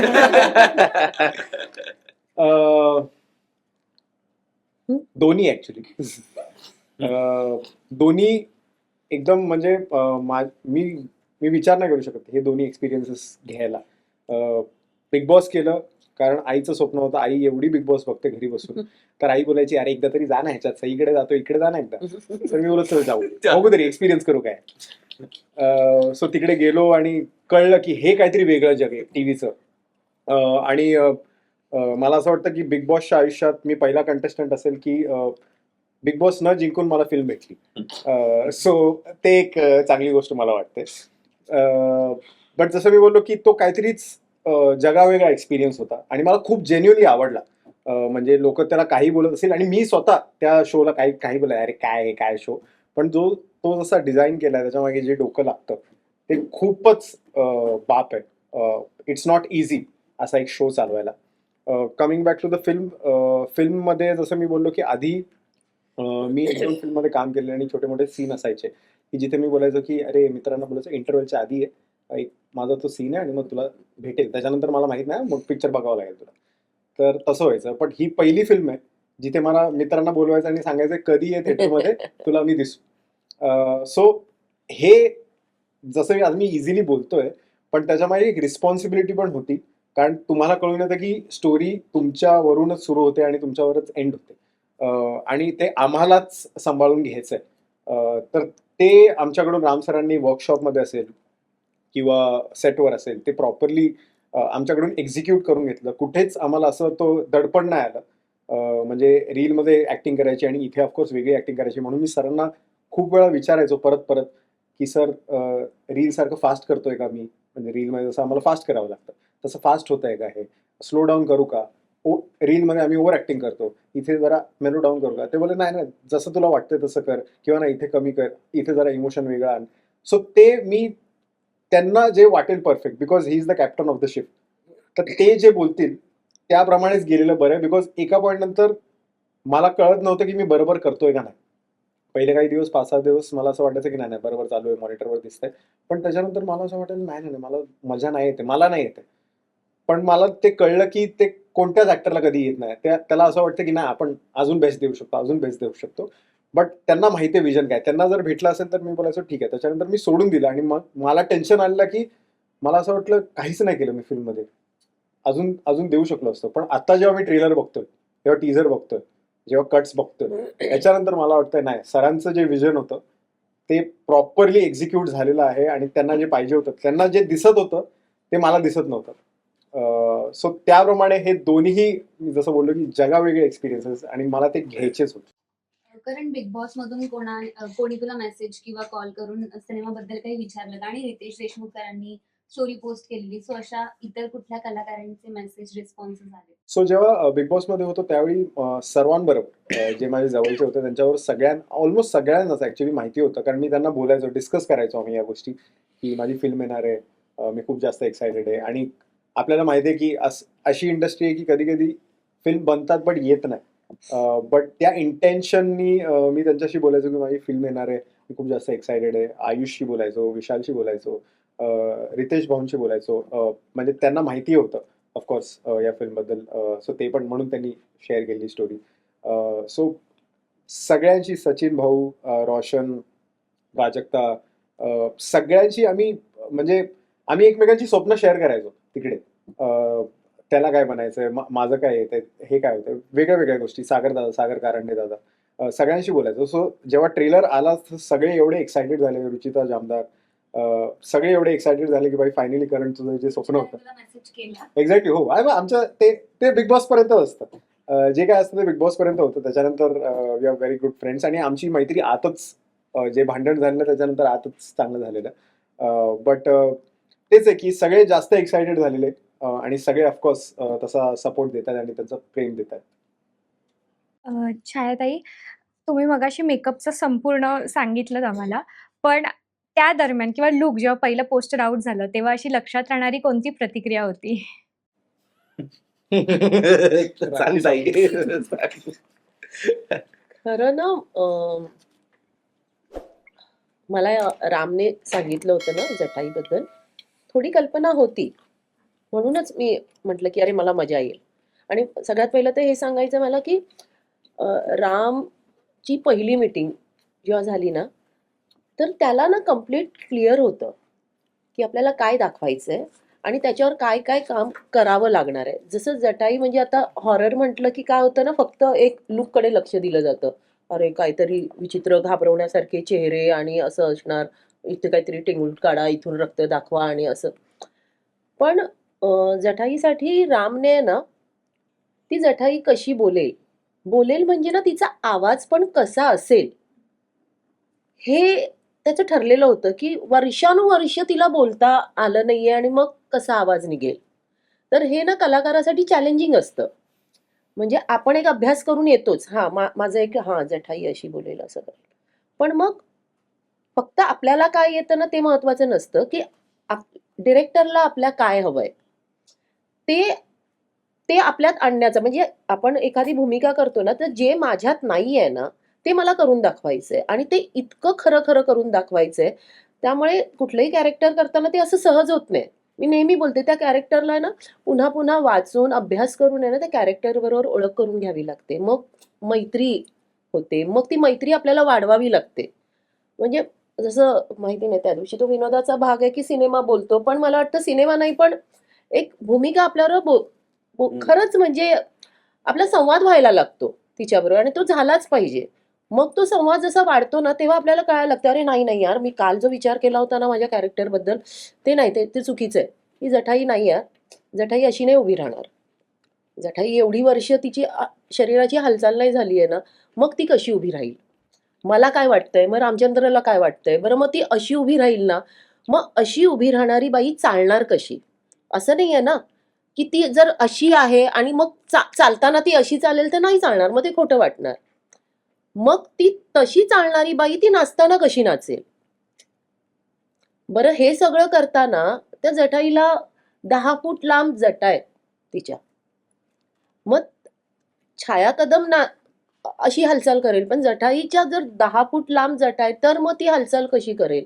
तर याच्यावर आहे ना प्रॉपर खूप अभ्यास केला आम्ही आणि याच्या डोक्यात काय काय आहे ते समजून घेण्याचा प्रयत्न केला आणि मग ती जटाई फक्तच बाबा मी हा चला छाया कदमचा लूक 3.5 तास अजिबात हालचाल झाली नाही आणि असं नाहीये. त्याच्यानंतर त्या आतल्या गोष्टी पण आणि मला वाटतं ना बाहेरच्या सगळ्या गोष्टी ना तुमची टीम आहे ना तुमच्यापेक्षा खूप हुशार असते. मेकअप, कॉस्ट्युम, संदीप या सगळ्या गोष्टी आहे ना 75% तुमचं कॅरेक्टर आहे ना उभं करण्याचा त्यांनी पूर्ण प्रयत्न केलेला असतो. आपल्याला त्याच्या आतल्या गोष्टी शोधायच्या असतात. सो त्या एकदा सापडल्या ना तुम्हाला, की आपण त्या कॅरेक्टरपर्यंत थोडं पोहोचण्याचा म्हणजे थोडंफार आपण सक्सेस होतो. छायाताईबद्दल मला एक गोष्ट फक्त सांगायची. माझा हा पहिला सिनेमा आहे आणि छायाताईने माझ्या सिनेमात काम करणं एका नवीन फिल्म मेकरसाठी खूप मोठी गोष्ट आहे. म्हणजे आज ती ज्या स्तरावर काम करते इंटरनॅशनली मराठीला, आपल्या भाषेला रिप्रेझेंट करते. ही खूप कौतुकास्पद गोष्ट आहे आणि अशा कलाकारांनी एक पाठबळ देणं एका नवीन दिग्दर्शकाला ही खूप मोठी गोष्ट आहे आणि फक्त तिनं सिनेमात काम नाही केलंय. मला वाटतं की तिनं ज्या पद्धतीनं आम्हाला सगळ्यांना सांभाळलंय आणि बऱ्याचदा आपलं स्वप्न असतं. म्हणजे हिंदीत जसं प्रत्येक डिरेक्टरचं स्वप्न आहे की मला बच्चनसोबत काम करायचंय आणि मराठीत मी बोलू शकतो की माझ्यासोबतचे कारण खूप नवीन-नवीन फिल्म मेकर्स आहेत. आम्ही एकत्र भेटतो, बोलतो आणि मला वाटतं की माझं स्वप्न होतं की मला मराठीमध्ये छाया कदमबरोबर काम करायचंय आणि म्हणजे मराठीतलं एक मोठं ते नाव आहे. एक म्हणजे तिच्याबरोबर काम करताना तिने ज्या काही गोष्टी तिच्याकडनं शिकायला मिळाल्यात, जितक्या पॅशनेटली तिने त्या कॅरेक्टरसाठी काम केलंय, जितक्या डेडिकेशनने काम केलंय. कारण ते प्रॉस्थेटिक्ससाठी 8-8 तास बसणं बरं आणि तो प्रॉस्थेटिक काढतानाचा जो काही स्ट्रगल आहे, म्हणजे ज्या पद्धतीनं मी त्या किंकाळ्या ऐकल्या कारण ते स्किन पूर्ण तुमची स्ट्रेच होते त्याला. सो इतकं सगळं ती करत होती, फक्त सिनेमासाठी. त्या ज्या जठा होत्या, त्याचं वजन 20 किलो होतं. म्हणजे तिचं डोकं जे आहे ते कधीच असं स्ट्रेट राहू शकत नव्हतं. मागे ते ओढलं जायचं. एवढं सगळं कॅरी करून ती 12-12 तास, 13-13 तासाची ती शिफ्ट आहे. त्या गेटअपमध्ये बसायची. तिला धड खाता येत नव्हतं त्या गेटअपमध्ये. तिला धड बोलता येत हो, नव्हतं. माझी नखं पण एवढी अशी हो. त्याच्यात गरमी होती तिथे. आणि त्याच्यामध्ये लोकेशनला सगळीकडे फायरचा सेटअप होता. त्यामुळे तिकडे हीट खूप होती. आणि एवढं सगळं इतक्या मोठ्या स्तरावर काम करून आल्यानंतर एका मराठी सिनेमासाठी या डेडिकेशनने काम करणं, मी तिथेच खूप इमोशनल झालो होतो, की एका माझ्या विजनसाठी इतकी सगळी लोकं जी आहेत ती मेहनत घेतायत. म्हणजे जठाईचं जग उभं करण्यासाठी तिथे हिच्यासोबत जे को-आर्टिस्ट होते, ते जवळपास एक 100 को-आर्टिस्ट त्या स्पेसमध्ये होते. ते पण रात्रभर त्या गेटअपमध्ये तिथे त्यांचा पण प्रॉस्थेटिक्स होता, लूक होता वेगळा. ते 100 जण तिथे आहेत. त्यानंतर माझे प्रोडक्शन डिझायनर ज्यांनी अप्रतिम तो सेट डिझाइन केलाय. त्यांनी इतके दिवस त्या सेटसाठी मेहनत घेतली आहे तिथे. माझा डी-ओ-पी त्यांनी लाइटिंगसाठी ज्या पद्धतीनं त्या स्पेसला डिझाइन केलंय. सो ही सगळी लोकं फक्त एक मराठी सिनेमा आपला थोडा वेगळा दिसला पाहिजे. वेगळ्या पद्धतीनं आपण प्रेक्षकांपर्यंत पोहोचलो पाहिजे यासाठी झटत होती. सो म्हणून तो एक युनिक एक्सपिरियन्स तयार झालाय आणि थँक यू सो मच छायाताई. म्हणजे तू म्हणजे जसं पोस्टर आमचं जे काही आलंय म्हणजे एका हातामध्ये ही मुलं त्या पद्धतीनं तिनं सांभाळलंय असं मी म्हणेन. आणि एक सिनेमाचा आणखीन एक म्हणजे कौतुक आहे की हा सिनेमा पुष्करचा पण पहिला सिनेमा आहे. हो, पुष्करचा पहिला सिनेमा डेब्यू करतात बरेच जण. चा सिनेमा आहे. आपला श्रीनाथ म्युझिक डायरेक्टर म्हणून आणि त्याचा प्रणव गंधे पहिला- एडिटर. आणि प्रणवचा म्हणजे ही कमालपूर आहे. आता श्रीनाथचं मी पहिलं नाटक बघितलं होतं तोडी मिल. तोडी मिल. फॅन्टसी. म्हणजे कमाल आहे. आणि मी बोलते ना आपण किती ज्येष्ठ आहोत आणि किती कामं केली आहे ना, मला वाटतं त्याच्यापेक्षा महत्वाचं आत्ता मी काय करते आणि आत्ताच्या कामाला मी किती न्याय देते ना, ते महत्वाचं आहे. बाकी सगळं म्हणजे कलाकाराचं असं आहे ना की एक काम संपलं ना की झालं, ते काम करून झालंय. आता पुन्हा आम्हाला नवीन भूक आहे, ती भूक लागतच राहणार आहे. आणि ती जर भूक मिटवायची तर आम्हाला नवीन नवीन खाद्य शोधतच राहिलं पाहिजे, नाहीतर उद्या कुणाच्या लक्षात नसणार मी.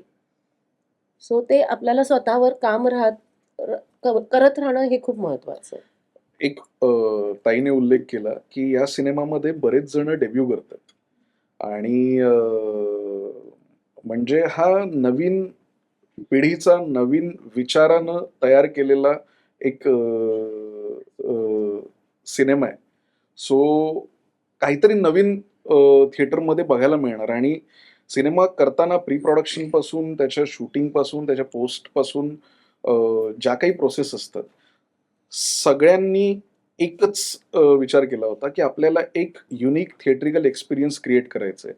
आणि माझे प्रोड्युसर नरेन कुमार आणि महेश कोरडे यांनी ज्या पद्धतीनं हे सगळे रिसोर्सेस अवेलेबल करून दिलेत. कारण एक एवढं कठीण जग उभं करण्यासाठी खूप मोठं पाठबळ लागतं आणि कुठलीही आर्थिक गणितं डोक्यात न ठेवता पॅशनेटली फक्त आपल्याला एक चांगला सिनेमा तयार करायचा आहे म्हणून ही सगळी लोक माझ्या पाठीशी उभी राहिली आहेत.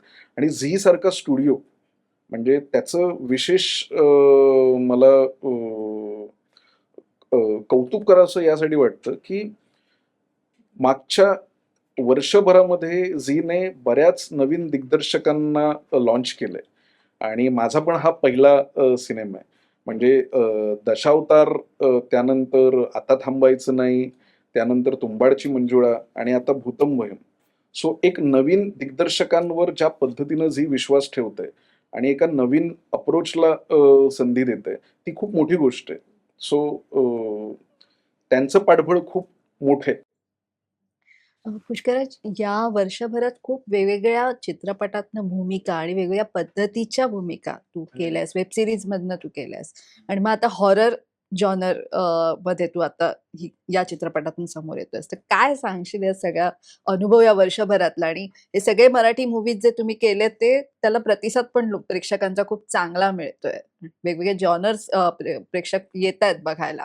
गेल्या वर्षीपेक्षा यावेळेचं चित्र खूप वेगळं आहे. एक कलाकार म्हणून तुला कसं वाटतंय आणि तुझा स्वतःचा अनुभव? खूपच आभारी आहे मी सगळ्या प्रेक्षकांना पण खूप धन्यवाद की ते आता प्रतिसाद देत आहे. आणि सगळ्यात महत्वाची गोष्ट मला असं नेहमी वाटतं की आपण दुसऱ्याला ब्लेम करण्यापेक्षा आपण स्वतःमध्ये बदल करणं गरजेचं आहे. Marathi industry Marathi film industry जी आहे त्यांनी प्रेक्षकच येत नाहीये, थिएटर्स मिळत नाही हे म्हणण्यापेक्षा चांगले दर्जेदार चित्रपट केले किंवा चांगले चित्रपट केले तर काहीतरी लोक येतात. हे आता 2026नी सिद्ध करून दाखवलं. त्यामुळे ही जबाबदारी वाढलेली आहे आणि अशा पद्धतीचे चित्रपट जेव्हा येतील तेव्हा अचानक असं होईल की अच्छा गेम अप करणे म्हणतो ना की अच्छा अशा पद्धतीचं वापरलंय का काहीतरी, तर तशा पद्धतीने आपल्याला काहीतरी करणं गरजेचं आहे. चांगलं आणि हे आता मराठी सिनेमा हे डिझर्व करतो. चांगला कॉन्टेंट सुद्धा डिझर्व करतो. ग्रँजर डिझर्व करतो, कारण आपण इतकी वर्ष काम करतोय. म्हणजे आधी जे होतं की फक्त 2 माणसं बोलतायत एकमेकांशी आणि त्याच्यातनं सिनेमा बनतोय वगैरे, इतक्या मर्यादित त्याच्यात राहिलं नाही. आता व्हिज्युअली सुद्धा काहीतरी, साऊंड मधनं काहीतरी, सिनेमा हे माध्यम कसं वापरायचं हे दिग्दर्शकांना आता कळायला लागले. Producers are backing that, studios are backing that, आणि ते भारी वाटतंय. आणि माझ्या पर्सनलच्या बद्दल ऍब्सोल्युटली ग्रॅटिट्यूडच आहे, कारण मला आतापर्यंत जी इमेज माझी होती ती ब्रेक करण्याची संधी दिलेली आहे. आता ती ऍक्च्युली ब्रेक होतीये का हे प्रेक्षक आणि वेळ ठरवेल, पण ऍटलिस्ट मला वेगवेगळ्या पद्धतीचे सिनेमे यावर्षी करता आले. सो मला असं वाटतं की ते माझ्यासाठी चॅलेंजिंग पण होतं, आणि ते मला ती माझी भूक सुद्धा होती. म्हणजे मला तिथे थांबायचं नव्हतं. म्हणजे मी बऱ्याच गोष्टी मागे सोडून इथपर्यंत आलोय. तर याच्यासाठी मी नव्याने सुरुवात करायला प्रत्येक वेळी मी तयारच असतो की ओके, जर हा चित्रपट आहे, हा वेगळा आहे, तर या रोलसाठी मी ऑडिशन देऊन बघतो. तर तुम्हाला जर वाटत असेल तर मी जर फिट होत असेल त्या सगळ्या गोष्टीसाठी तर आपण करूया. प्रेक्षक कसं स्वीकारतात ते आता बघूया. But I am definitely very grateful. I find extremely, मला वाटते की हे खूप छान चाललंय वर्ष, फक्त माझ्यासाठी नाही तर मराठी चित्रपट सृष्टीसाठी, आणि ते महत्वाचं. भूतम भयम मधली तुझी भूमिका आणि मुळात हॉरर जॉनर एक तर मराठी चित्रपटांमध्ये फार कमी वेळा येतो. हो. यावर्षी तर खूप म्हणजे आलेत लागोपाठ मूव्हीज. हो. तर तो एक अनुभव तुला कसा वाटला या चित्रपटातला स्पेशल? मी मग अशी म्हणालो तसं की हॉरर एलिमेंट ते तर आहेच आहे. म्हणजे त्याच्यात मी रामनी काय तयार केलंय की त्याचं जे त्यांनी बघितलेलं भावविश्व ते तयार केलंय, आणि त्याच्यामध्ये एक सुपर नॅचरल एलिमेंट आल्यानंतर ते भावविश्व कसं रिॲक्ट करतं याची ही गोष्ट आहे. तर त्याला एक रियालिटीचा बेस आहे, आणि त्याच्यातलं काहीतरी वेगळं. म्हणजे फॉर एक्झाम्पल आता आपण इथे बसलेलो असतो ना, अचानक एलियन आलं तर आपण कसे रिॲक्ट होणार आहे याचं जर चित्रपट बनवला तर काय होईल, अशा पद्धतीचा सिनेमा आहे. त्यामुळे हे इमॅजिन, म्हणजे ही मला सगळ्याच गोष्टी, म्हणजे ते भावविश्व माझं नाही, मी तशा पद्धतीने वाढलो नाहीये, किंवा मी तो पहिलेच जे सांगितलं ते की त्या त्या पद्धतीची गरिबी किंवा त्या पद्धतीची मैत्री, म्हणजे इव्हन हे सगळे जे मित्र आहेत हे यांची जी मैत्री आहे तशा पद्धतीची मैत्री माझी नाहीये. मी अत्यंत सेक्युलर्ड माणूस आहे. मी असा ग्रुपमध्ये वावरणारा माणूस नाही, किंवा खूप सोशलाइज करणारा माणूस नाहीये. पण ती वेगळी मैत्री मला बघायला मिळाली. तशा पद्धतीचं काहीतरी मला करून बघता आलं. सो फक्त हॉरर नाही, तर या मैत्रीचा पण एक वेगळा एक्सपिरियन्स होता. त्यामुळे मला I had to push my limits. म्हणजे मला इनिबिशन्स नाहीयेत, पण मला किंवा लाज नाही वाटत कुठल्या गोष्टीची. पण हे असं काहीतरी असतं तर त्याचं इमोशन, म्हणजे एकत्र अंघोळ करावी लागते म्हणजे काय. 44 वर्षाचा माणूस, आता तुम्ही जर जर नीट फॉलो केलं असेल, म्हणजे ट्रेलर मधनं असं नाही पण बाकीच्या याच्यामधनं तुम्हाला जर कळलं असेल तर तुम्ही इमॅजिन करा की विशीतल्या पोरांबरोबर एक 44 वर्षाचा माणूस राहतोय.